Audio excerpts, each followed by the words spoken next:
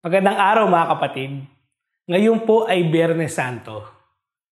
Tuwing Biyernes Santo, napakadami po sa atin ang humihingi ng kapatawaran sa ating Panginoon. Sigurado po ako na sa araw na ngayon, napakadami pong tao ang nakapila sa mga kumpisalan. Napakadami rin po sigurado ang maglalakad na nakaluhod sa mga pasilyo ng simbahan at marami din po sa atin ang sasama sa prosesyon at magbibiya crucis. Tunay pong napakarami po sa atin ang gagawa ng mga popular na debosyon upang humingi ng kapatawaran sa ating Panginoon. Tunay naman po na napakadami sa atin ang magsisisi at magtitika sa araw na to. Pero mayroon pong mabuting balita na naghihintay para sa ating lahat na humihingi ng awa sa Diyos. At ito po ang katotohanan na bago pa man tayo magsisi, ay inaalok na ng Diyos ang kanyang kapatawaran sa ating lahat. Nakasulat po sa Ebanghelyo ni San Lucas, Kapitulo 23, versikulo 34. Ama, patawarin niyo po sila, sapagkat hindi nila nalalaman ang kanilang ginagawa. Habang si Jesus ay nakabalubay sa krus at nagdudusa dahil sa kasalanan ng tao, ang tugon niya sa mga taong kumukutya at nagpapahirap sa kanya ay tunay na kamangha-mangha. Ama, patawarin mo sila. Hindi hinintay ni Jesus na humingi ng tawad sa kanya ang mga tao. Hindi niya hiningi na kilalanin muna ng mga sundalo ang kanilang pagkakasala. Siya ay nagpapatawad kahit hindi pa tayo humihingi ng kapatawaran.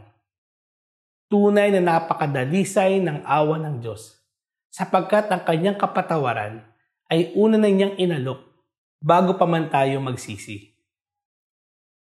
At ito ang nagbibigay sa akin ng pag-asa. Sapagkat alam ko na dahil sa paulit-ulit kong pagkakasala ay hindi ako karapat-dapat sa kapatawaran ng Diyos. Na sa patuloy kong pagtalikod sa kanyang pag-ibig ay hindi ako karapat-dapat sa pagmamahal ng Diyos.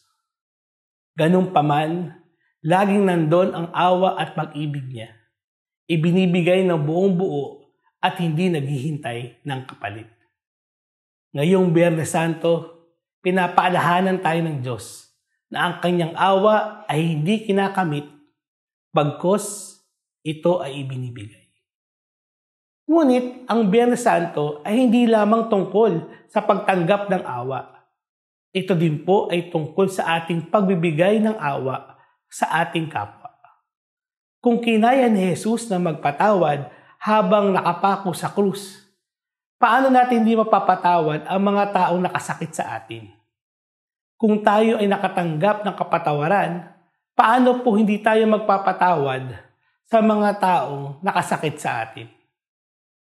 Ngayong Biyernes Santo, patawarin din po natin ang mga taong nakasakit sa atin, ang ating mga kasama sa ating tahanan, ang ating mga kasamahan sa ating trabaho, ang ating mga kapitbahay sa ating mga komunidad. Patawarin po natin sila kahit hindi pa nila hinihingi ang ating kapatawaran. Patawarin po natin sila sapagkat hindi po nila alam ang kanilang ginagawa. Gaya po ni Jesus nagbigay ng awa mula sa krus, nawa po tayo din ay magbigay ng awa sa mga taong nangangailangan nito. Ngayong Biyernes Santo, ipagdiwang natin ang dakilang awa at habag ng Diyos. Ngayong Biyernes Santo, gawin natin ang ating mga sarili na daluyan ng awa at habag ng Diyos. Ngayong Biyernes Santo, hayaan nating maghari ang awan at habag ng Diyos.